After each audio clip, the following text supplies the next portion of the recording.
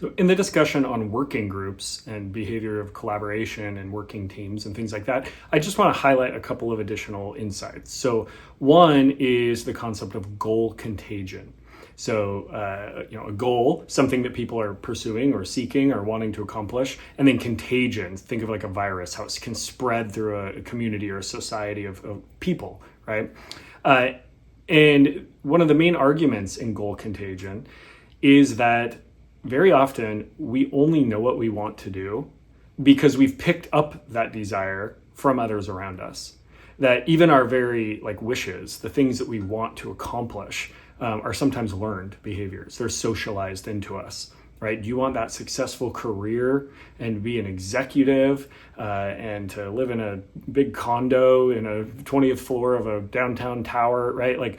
These are very specific ways of being or living, and many people want those things, but they want those things because they've learned from others to want them. And then if they were socialized differently, they might have a totally different set of goals, right? So it's not that a society has a uniform set of goals. There might be some broad values. In the United States, for example, there's a broad value for democracy or individual freedoms, freedom of expression, things like that, freedom of religion. But that's different than saying everyone in the United States has a common goal. But just because there's not a common goal, it does not mean that everybody individually comes up with their own goals. And so this is important when we talk about working groups, because goal contagion can spread among groups of people. It's helpful in a working group if you think about whether or not they want the same things. Now, on one hand, maybe there's members of the team who have a slightly different goal, and that is somehow complementary, right? Maybe someone from HR is on the team and they're there to make sure that compliance of the law, labor laws are being enforced, and that's their main goal. And that might be different than what the rest of the team is trying to accomplish, and maybe that it's a complementary divergence of goals. But if you're working on a team where everybody has different goals, then that team's not going to work as well together. But this goes beyond just teams. Goal contagion can spread through society, right? So one survey recently found that 1 out of 5 kids in the UK want to be a YouTuber or an influencer, right? Talk about goal contagion.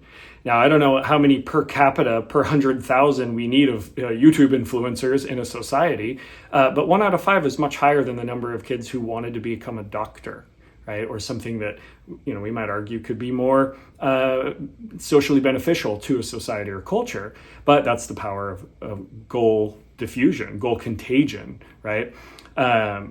In one society, or this can be class conditioned as well, right? Like in the upper classes, people tend not to want to be nurses or teachers, right?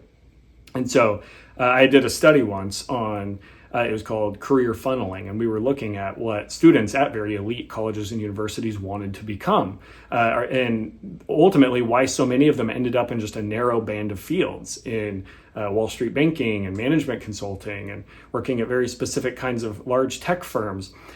And it could boil, we found 4 different mechanisms, preying on students' naivety of jobs, their insecurities about their status and their position in the world.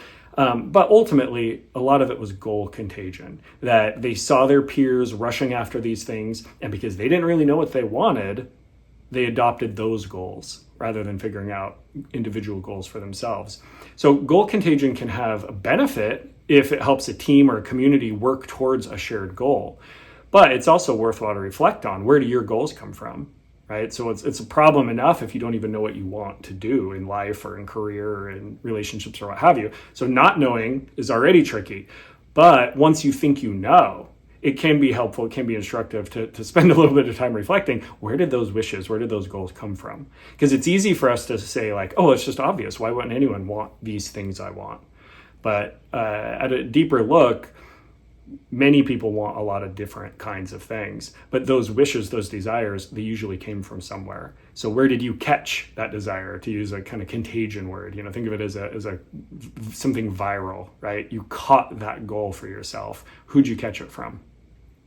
And then I also want to talk about the power of meso-level social influence. So often in sociological theory, we talk about micro versus macro, right? So think symbolic interactionism. It's always looking at interpreting the meanings and symbols and shared values between interactions of people at the micro level, versus like structural functionalism and conflict theory, which are often looking at these society-wide institutions and competitions between whole groups of people.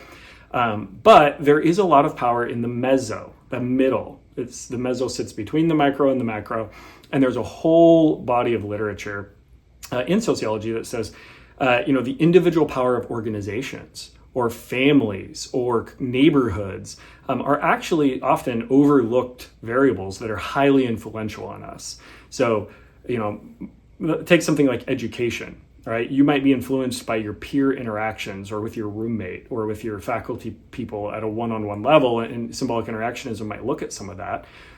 You could also think about at the macro level, right? The role of higher education in America, the expectations that people go to college, the stratification of the different kinds of institutions and how funding works, right? So other macro theories will look at some of that. But what about that meso? How does the dorm you live in and the rules and personalities of the people in that dorm affect your life? How does, the dynamics of an individual class, or maybe you're in a small group in a class.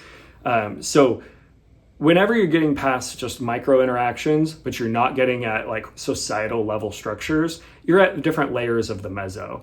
And this is super relevant when talking about work, collaboration, because most of our jobs were made up on teams, and those teams are in departments, and those departments are in companies, right? And you could, depending on the size of the company, all of those may be different layers of meso examination or interaction. Now, if it's a multinational corporate conglomerate, then that might be getting at the macro level, but most companies aren't that big, right? Maybe there's 5 hospitals in a hospital network, but important to look at then would be like, how are the nurses interacting in one hospital compared to another? Or, there's just a lot that can be uncovered about social interaction, but also about the power of the organization, the power of the meso social context, not just the micro, not just the macro, but how do the rules of behavior at that job, on that team, at that specific site vary? And it's not just the individual traits of the people going in or the national trends going on in the economy or job market, but a lot of it is also those middle level social contexts, because that's actually where we spend most of our life, right? Is in an office or in a classroom or in environments where we're interacting with meso-sized groups of people in structured institutional ways.